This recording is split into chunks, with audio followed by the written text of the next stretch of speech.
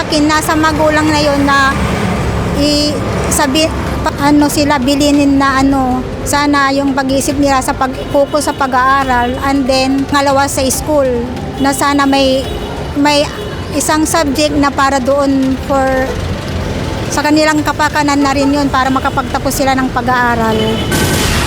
Kami po para i-educate po sila regarding po sa yung mga ginagamit na contraceptives po. Proper education about sa pregnancy, gano'n. Siguro naman po kailangan lang po tamang disiplina at saka gabay ng magulang. Yun lang po. Hindi magpipil sila para hindi sila mabuntisan. Ganun lang.